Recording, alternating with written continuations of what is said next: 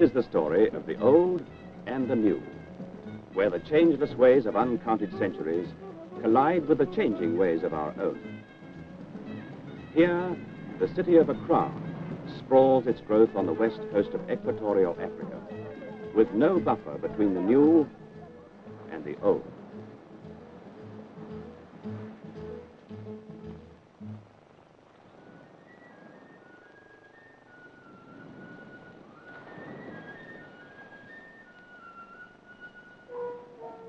The Boy Kumasenu started life in the simple fishing village of his ancestors. He and his cousin Agboh, who had been the leader and hero in 1,000 escapades, would often spend the whole day away from the village, instead of taking their place at the fishing nets. Just as the new grass pushes past the stubble of the old, so Kumasenu and Agboh longed to leave their village and go far off to the big city, where everything was new. This morning, Agboh said, as he had said many times before, life is like the corn on the stalk. When it is new, it is sweet. When it is old, it is hard and fit only for animals. Here, life is old beyond memory, and less changing than the sea. But my Uncle Fairwolf says that what had been good enough for his father was good enough for me. Ah, your uncle. He is long in years, but short in living. For him, there is no road that leads beyond the village. Let us swim.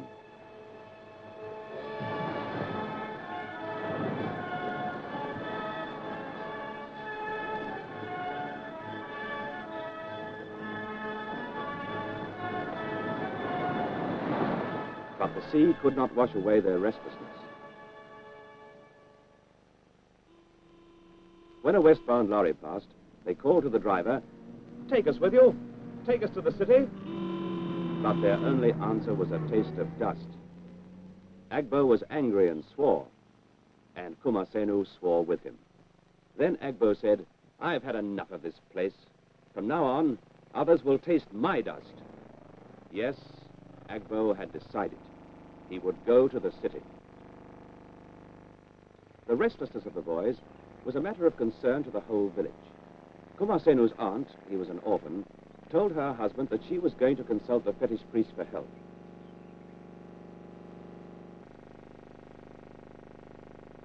Uncle Fairwolf doubted that this was the answer.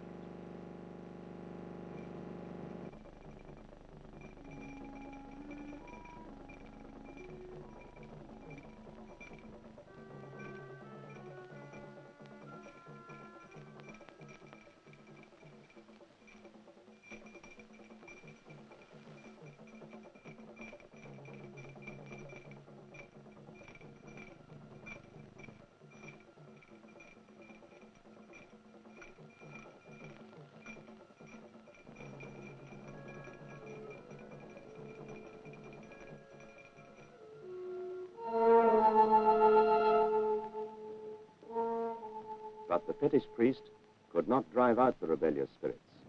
And the next day, Agboh, in the coast lorry, took his leave of the village forever. Kumasenu begged for permission to follow Agboh. He was refused. He must stay, and one day be a leader among them. "But uncle," the boy interrupted. "No, Kumasenu." The answer was final.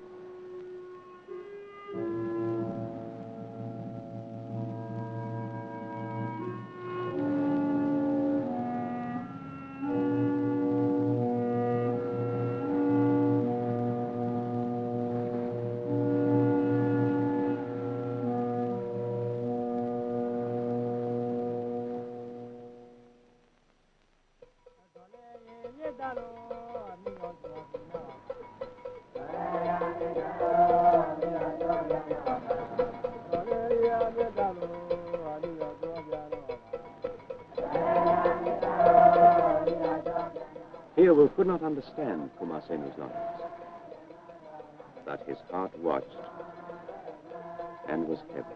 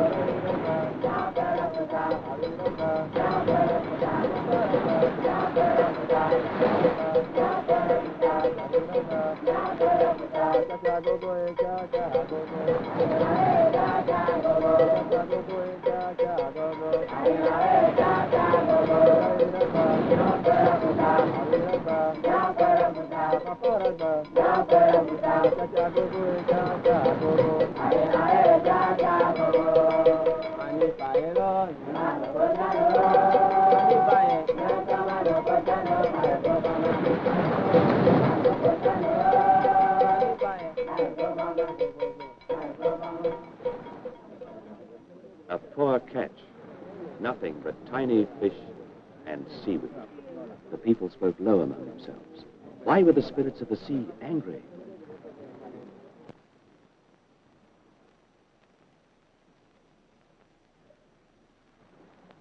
Kumasenu?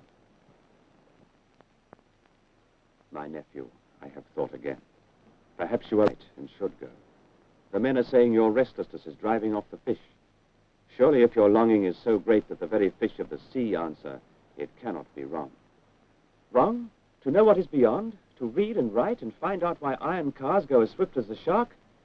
Very well, Kumasenu. The spirits have clearly marked you to go. Come with me. Phil has a friend who runs a store outside the city. He will take Kumasenu there to learn ways other than fishing. He can do no more.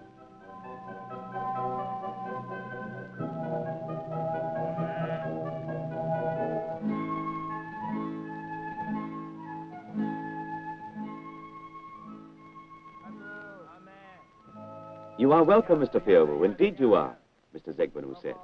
I hope you are well. And Fiorwu replied, thank you, Mr. Zegbanu. I am well. And you? And the courtesies went on and on.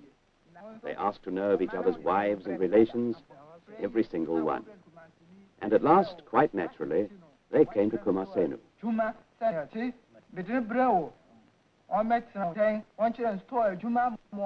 A bargain was struck, and Kumasenu had his first job in the outside world. Zegbanu was not a bad man to work for, only lazy. For who would work hard as a storekeeper when money was to be made so easily as a receiver of smuggled goods?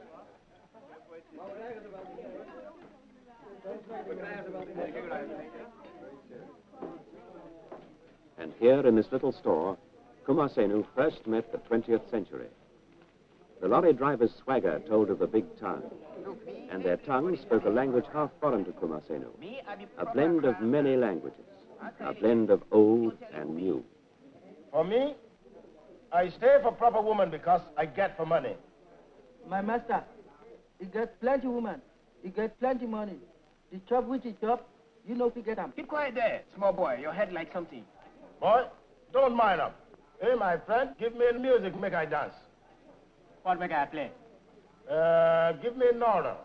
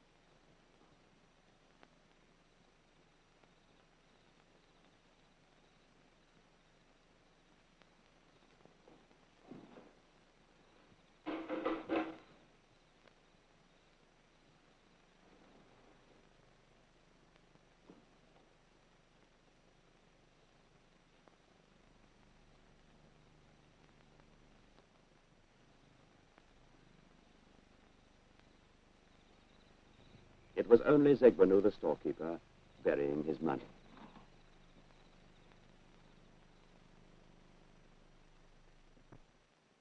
Some months later, Zegbanu went to the next village to attend a funeral for a brother.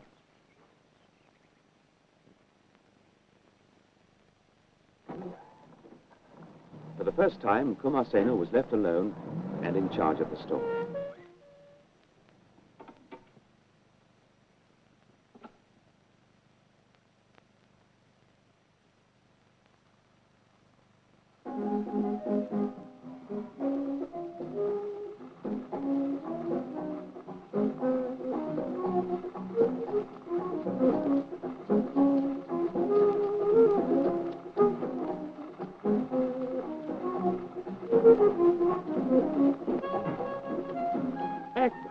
Cousin, welcome.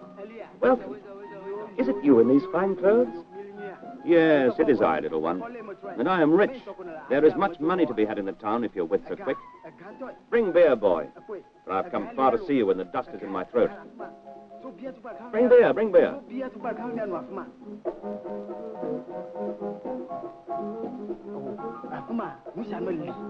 There in the town, there's a new world and a rich one. Rich? You will see houses 5 rooms high, and lorries and cars, so many you cannot count them. They gleam with silver like herring in the sun. Yes, such a car as I will buy in a little time, for money is easy to find in the city, as easy as that. Come, let's drink to our meeting. Kumasenu, your health.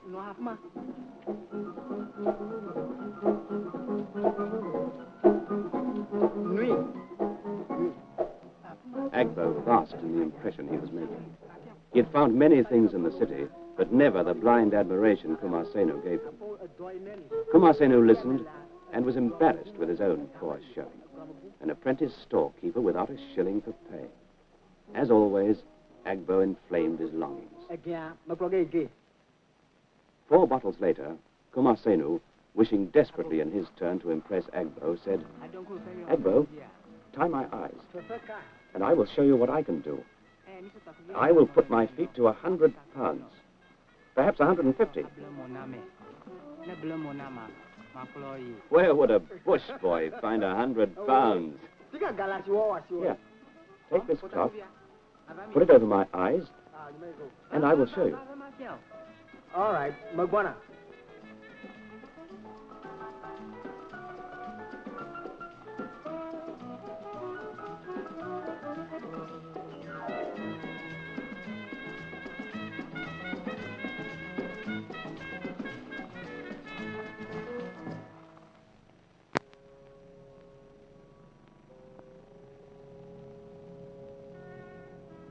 The money burns the sole of my foot, said Kumasenu.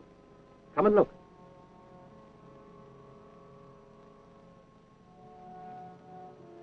There, wasn't I right? What tells you that this box holds so much money? For the reason that I see my master put money in it each evening. Now what do you think? For a bush boy, your eyes are sharp. Thank you, cousin. You would do well in the city.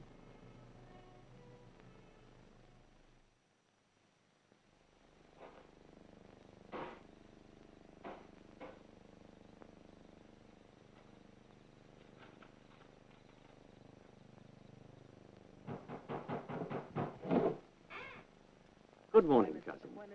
I could not sleep for thinking of my fortune and your lack of it. You will never earn enough money to go to the city. Here is 10 pounds. Take it. I'll never be so generous again. Go, taste the sweet life for yourself.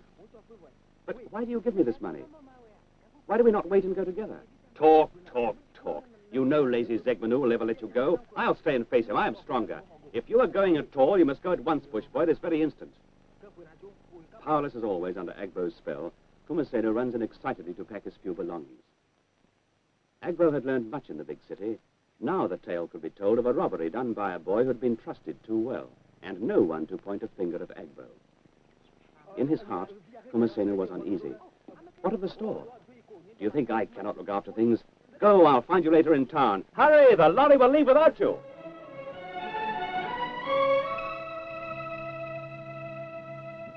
So the boy Kumasenu forgot his conscience and rode to the big city to savor the good life of which Agboh had spoken so often.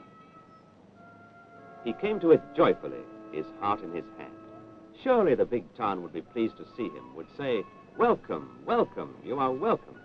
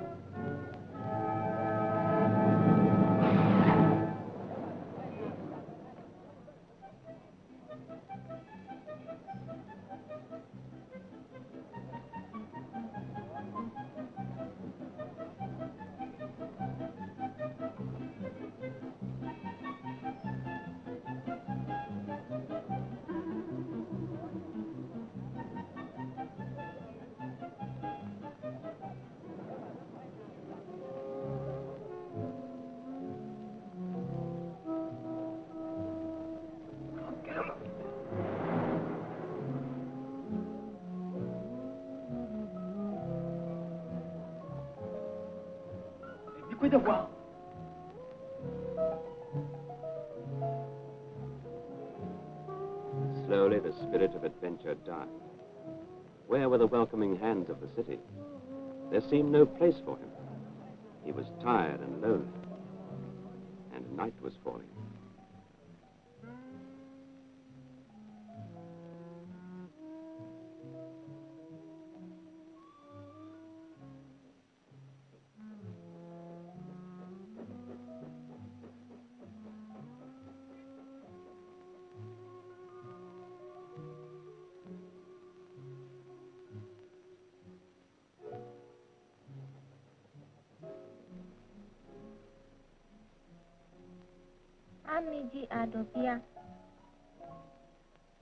For the first time, a voice now spoke to him in his own tongue.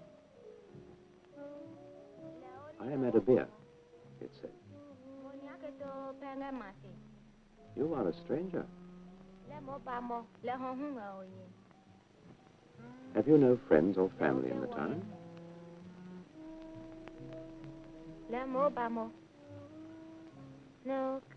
"You are then a child, alone in the dark, shut out by everyone.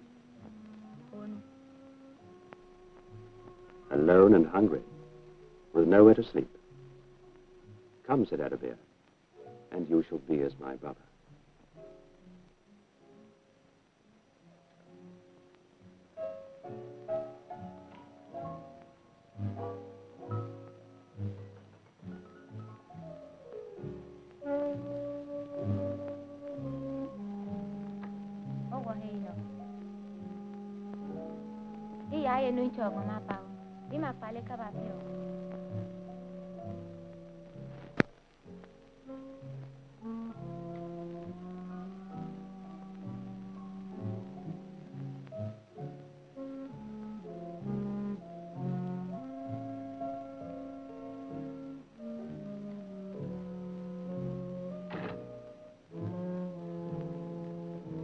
This mat is yours. You can sleep outside my door. Now I must go. But before I go, give me your money. You are so young, and the town is full of thieves.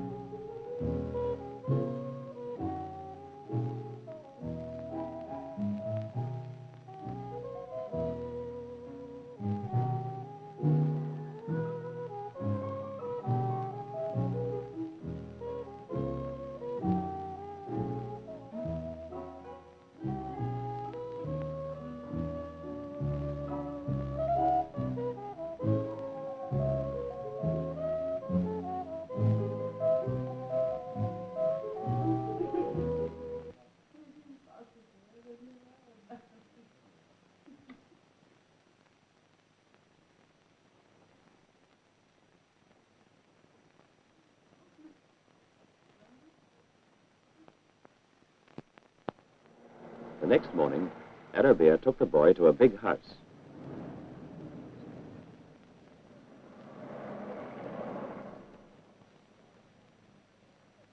She sold goods discreetly and at high profits that the lady of the house obtained through her connections with the wholesalers. By day, Arabia was a successful trader. By night, she enjoyed the protection of a wealthy lawyer, Mr. Mensa.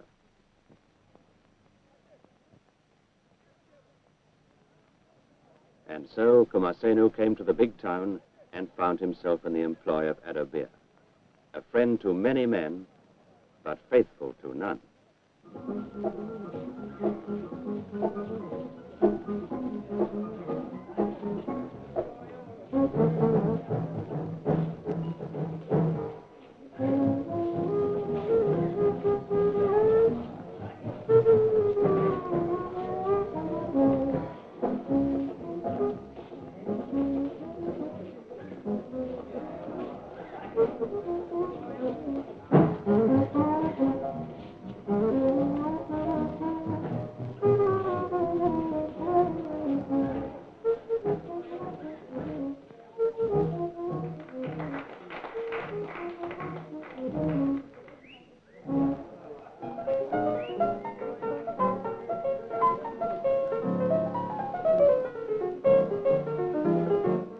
Quite a dancer, aren't you? Uh-huh.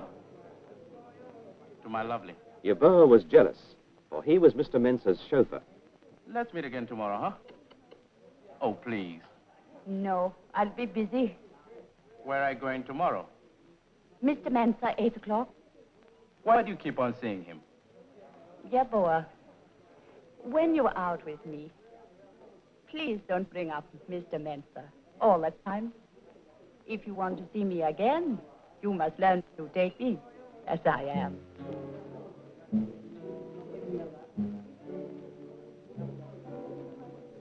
Shall we dance? Uh-huh.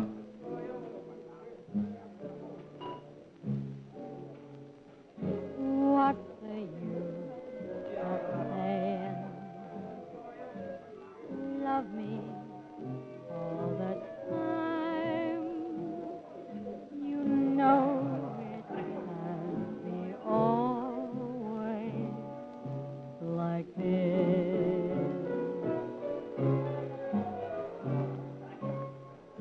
What's the use of crying? Save yourself your sighs. I can't be true to you, not tonight. But when I kiss, it's you I want, it's you I miss. Oh, hold me tight, darling, kiss me again and make it right. Just listen to my heartbeat and love me all the time. I don't care what you do with me tonight. Yes, tonight. Yes, tonight.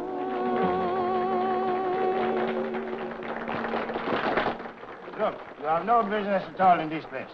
Too young, much too young to be in this place like this. Don't go away.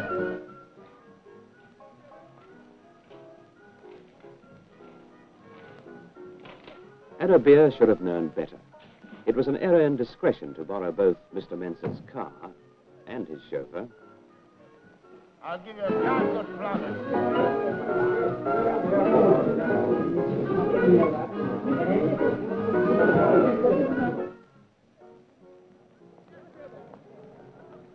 But three's a crowd in any land. You heard. I said walk, small boy. Walk slowly.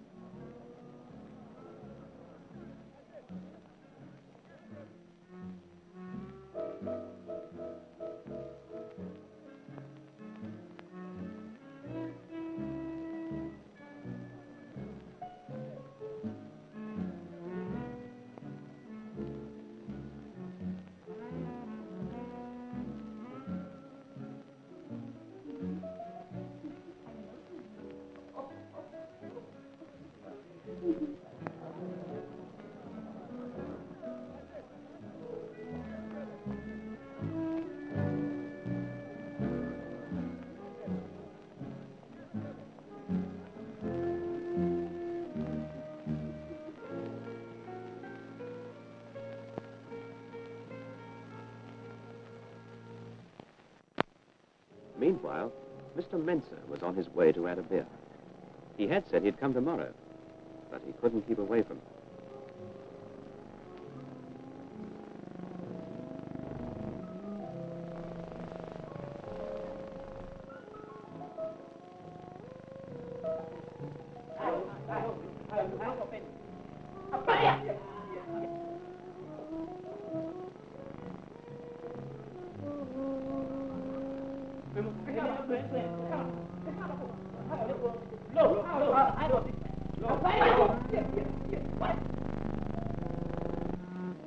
His car, no doubt whatever, and outside Agboh's house. Agboh with his chauffeur. The discovery made Mr. Mensa very, very angry.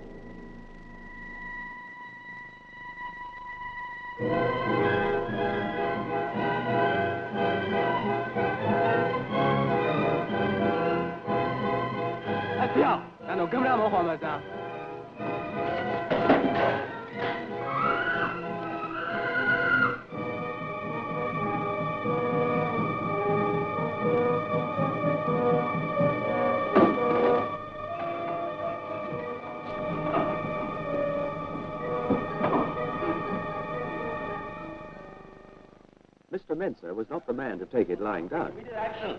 I've been attacked. Viciously and cowardly attacked by these people I trusted. Attacked, assaulted, and brutally beaten, and battered and injured. But no one can do that to me. No, Mensa. Not only that, I've been publicly ridiculed and made a fool of. No one can do that to me, Loy Mensa. I assure you. I have a charge to make, Sergeant, a very serious charge. A charge of conspiracy, assault, and battery with intent to grievous bodily harm, Sergeant. These criminals...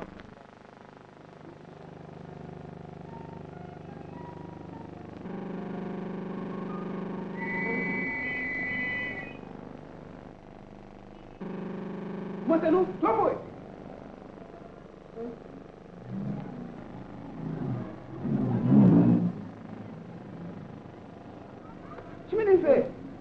And so Kumasenu lost his first friend in the new city.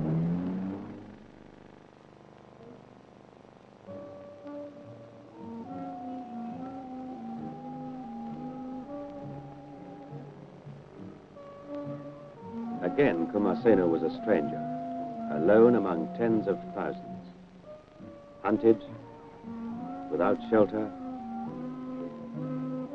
and hungry.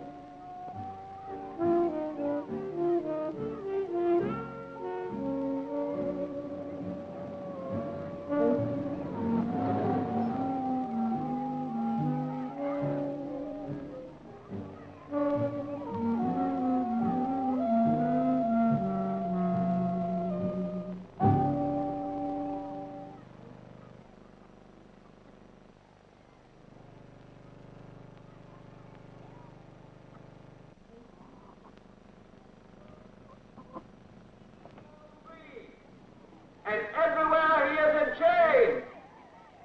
Since no man has a natural authority over his fellow, and force creates no right, we must conclude that conventions form the basis of all legitimate authority, justice, and truth.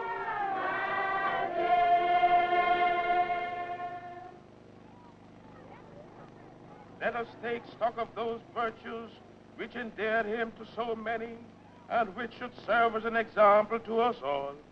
Yet did any of us ever turn to him in time of need, or hunger, or distress without requital? He turned no man away, however humble, and his eye was the eye of a hawk. He turned no man away, however humble, as he saw no good.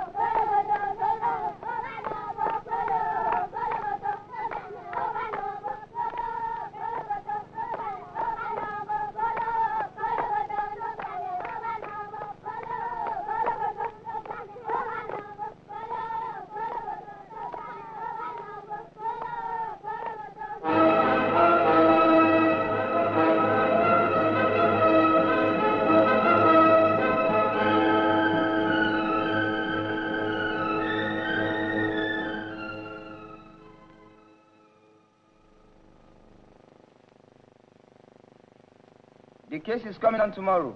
I think I better get with another doctor.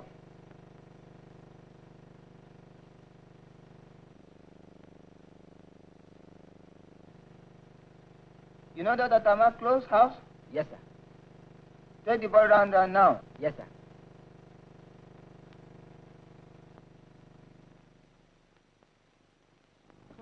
Dr. Tamakler. Here was a man more fortunate than Adabir, a man trained to take his place in the complicated life of the city. His wife, Grace, however, finds him very untrained in matters of bookkeeping. Why can't you ever take this seriously? You have to charge more in future. They can't pay any more than they do now. Kofi, don't you think a lot of them who plead poverty as an excuse for not paying are fooling you? If I turn them away because of their poverty, it would be on my conscience. If they don't pay me when they can afford to, that's on their conscience. You're hopeless. How often have we been through this before? On the end of each month since we've been married. Until next month, then. Please, master, some policeman wants to see. What? At this time of night? I'll go. Maybe it's not important.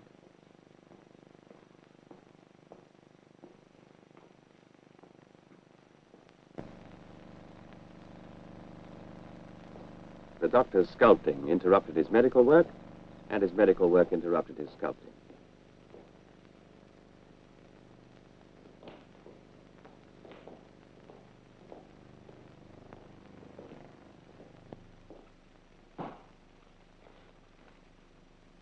We say we are dang.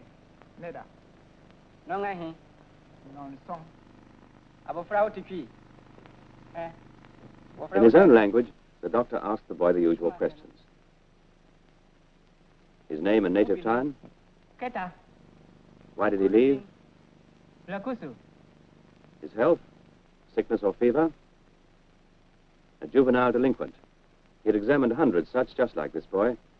And yet, the face held something.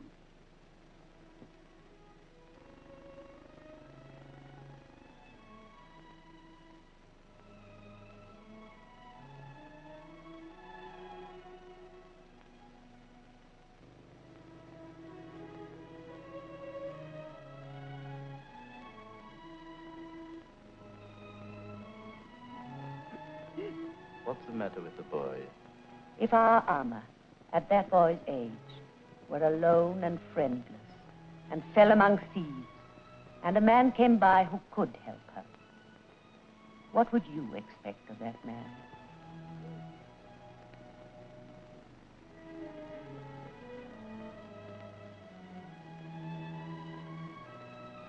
You'll be all right. Nobody'll hurt you.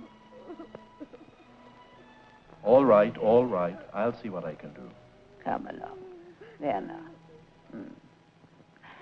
Tell the policeman he can wait a little. I'll bring his charge back to him. And she took Kumasenu and fed him. And while he was eating, she learned his story, and her heart ached for him.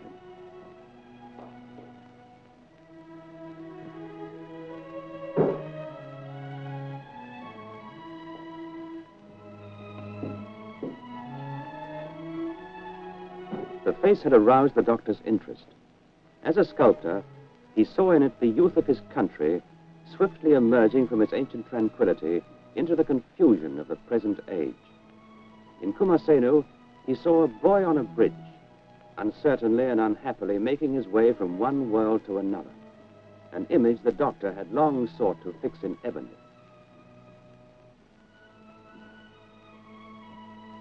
Grace got permission from the police to let them keep Kumasenu for the night, and then returned him, as promised, to the juvenile court in the morning.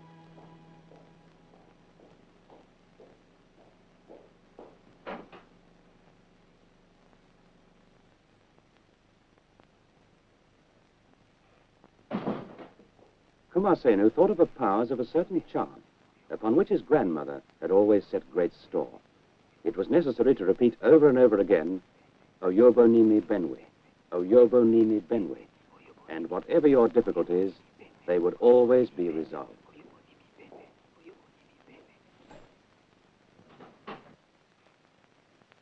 Come.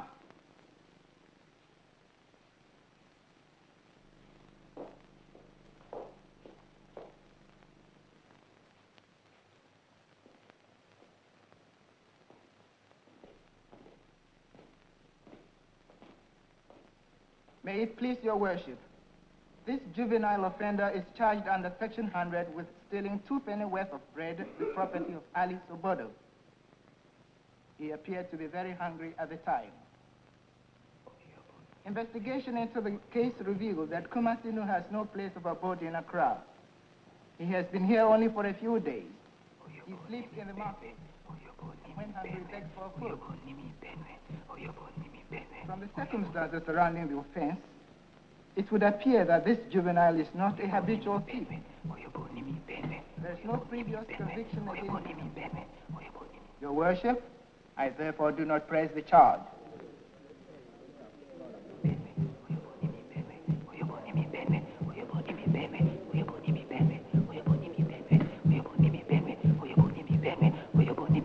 Recommendation is accepted. Dr. Tamaclo, are you willing to take charge of the boy? Yes, Your Worship. The order of this court is that the boy is committed to the care of Dr. Tamaclo as fit person.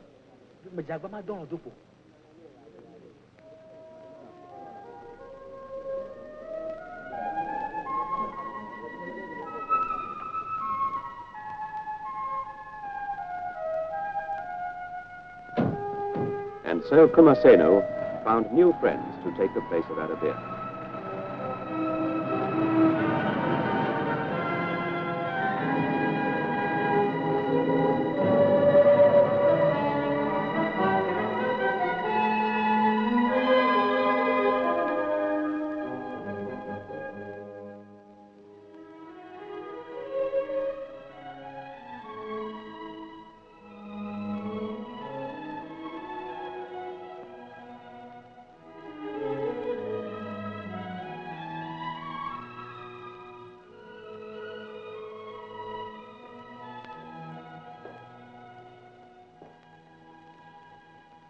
Not another head of the boy.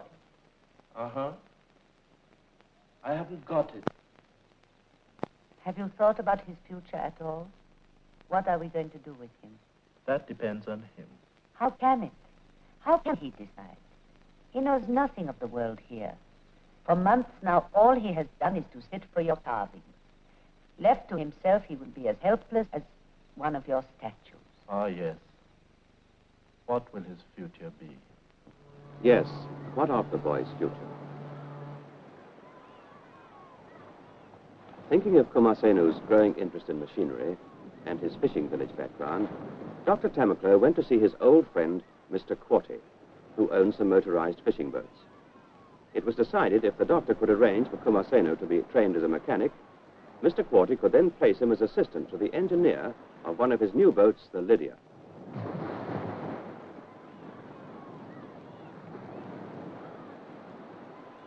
The doctor thanked him warmly. You will find Kumasenu eager to learn, Mr. Quarte. Good, doctor. Good.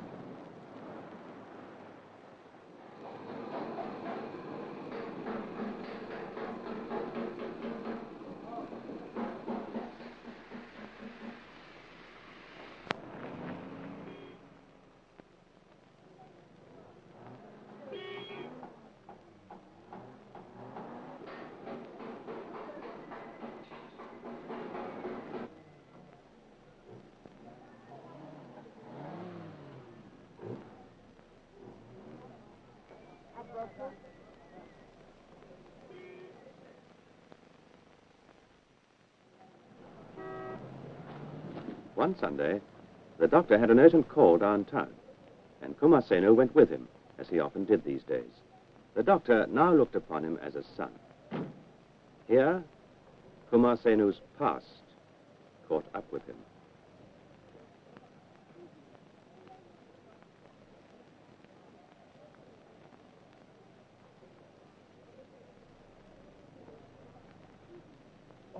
Oh, Kumasenu. Kumasenu was delighted, but not in the car, he said. Is that the way to greet your old friend, Kumasenu? After all these months, your doctor won't come out for a while. Take your hands off me. It's taken me a long time to find you, cousin. Things have changed since we last met. Oh, nice car, this. Lighter works, everything works. Stop fidgeting, boy. You were indeed born to be lucky. A fine, fine car, and an uncle who repaid the storekeeper in full for the money you stole when you ran away. You would now be in prison. Oh, you act as if it were news to you, sly one. We'll meet again. Or would you like me to stay and talk of you to your doctor? I thought not. Yes, we'll meet again. Frightened of losing the doctor's love, Kumasenu spoke his first lie when asked about Agboh. A boy from the garage, he answered.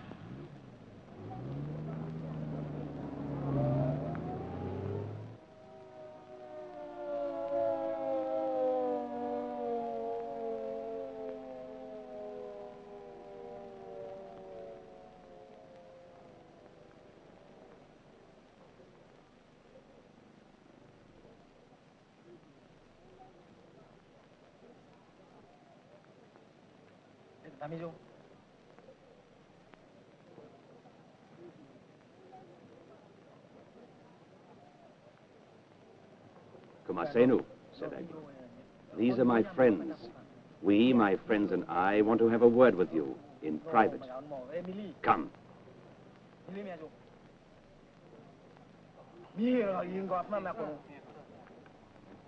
took him to the outskirts of the town, to the place where sour cocoa beans and other refuse was burning day and night.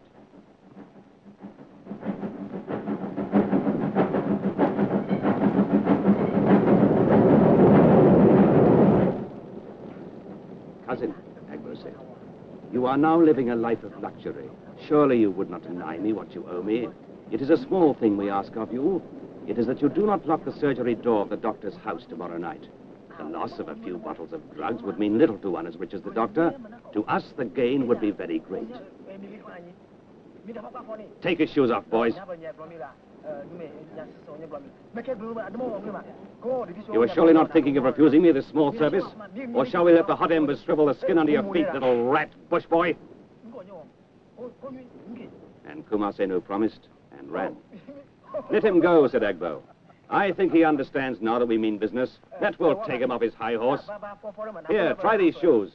I believe they'll fit you.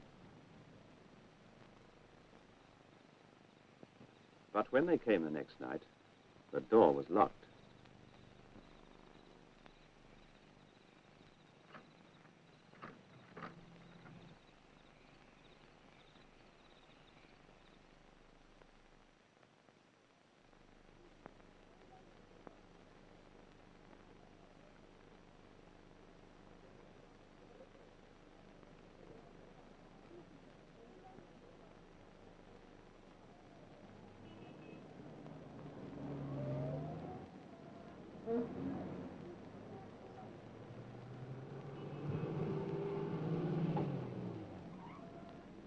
Hey, Rafi.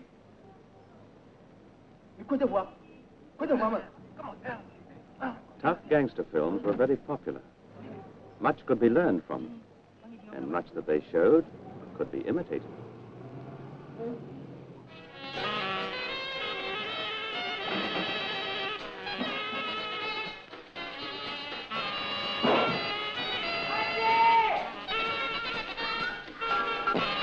Sophia, what's your back?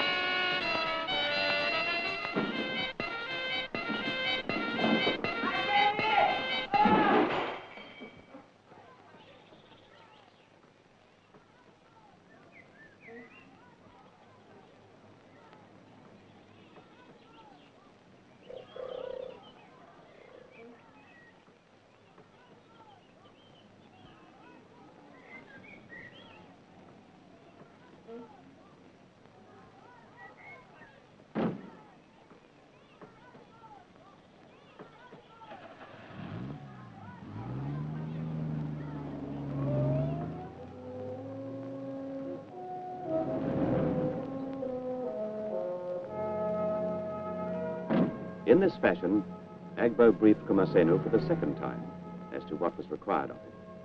And for the second time, Kumasenu dared not confide in the doctor. That Saturday, Grace took the child to see her grandmother and left the doctor and Kumasenu alone in the house for the night.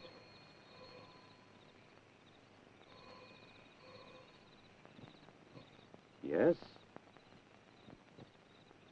What is your address?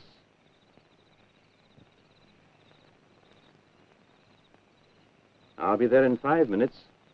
Do nothing until then.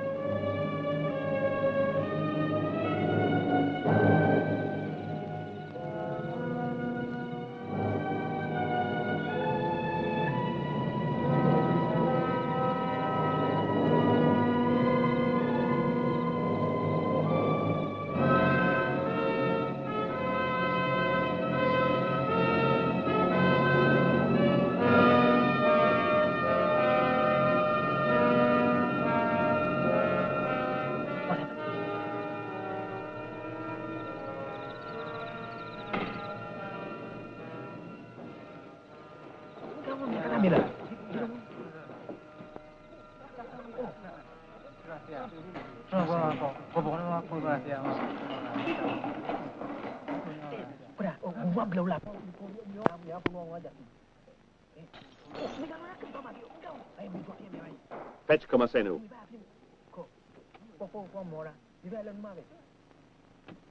You don't have to fetch me. I am here.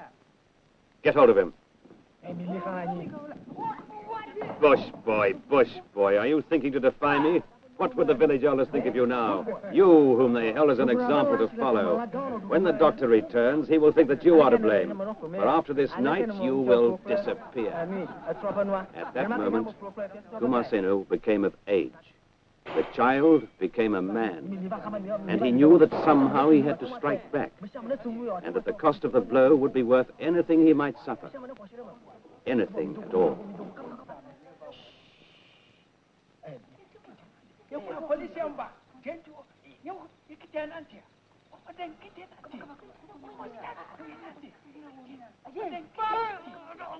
Police! Police! Police! Hey, police! Police! Police! Police! Hey, police! Police!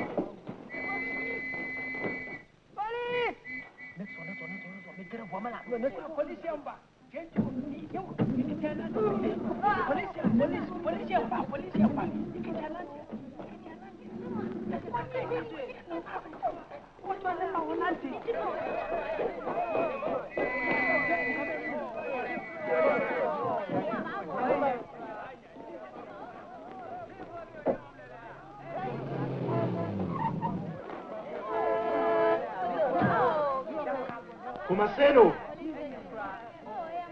Kumasenu, come back, come back! Kumasenu the hunter had become Kumasenu the hunter. Agboh did not run for long. He knew a running man left a commotion in his wake that was easy to trace.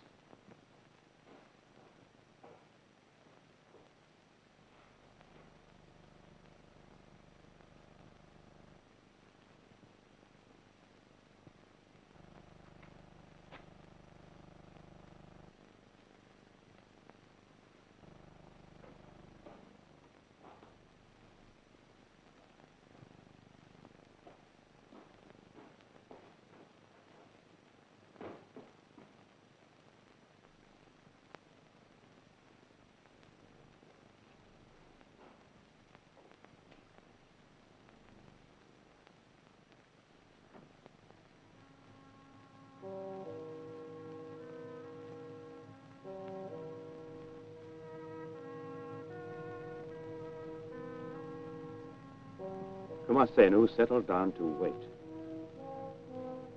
Through the hours of the night, the memory of Agboh's viciousness struck again and again like a whip. And he now knew Agboh for an enemy of all those who observe the simple laws that allow men to work and enjoy their lives without fear.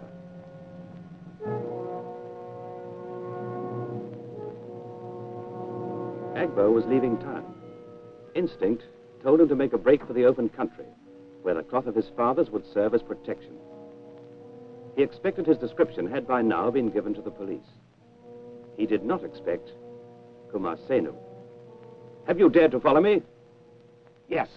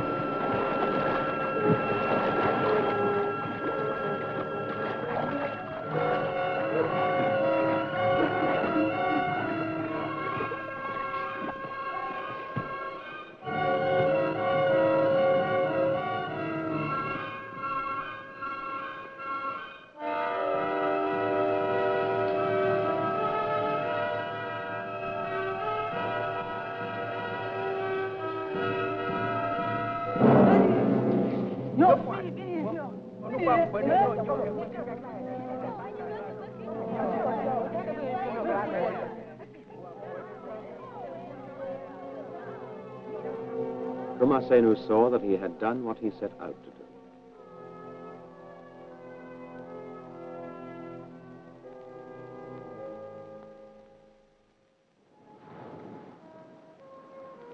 Far up the coast, a man in a fishing village heard of the arrest of Agboh and of the part his nephew Kumasenu had played in it.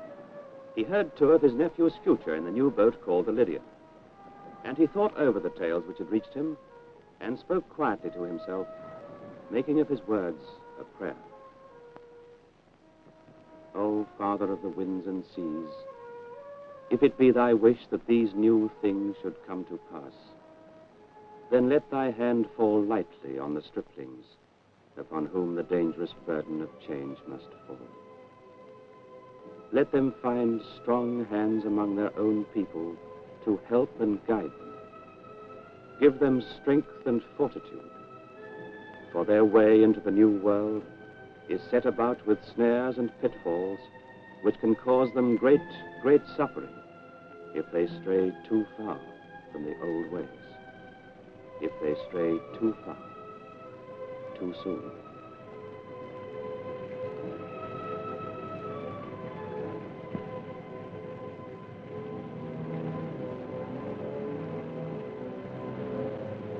Thus the past, out of its wisdom, spoke to the future and its longings. Sail bravely into the new, but let the wake of your craft be gentle. Let your past remain upright and proud until we build our ships of the same timber and launch them with our common hopes.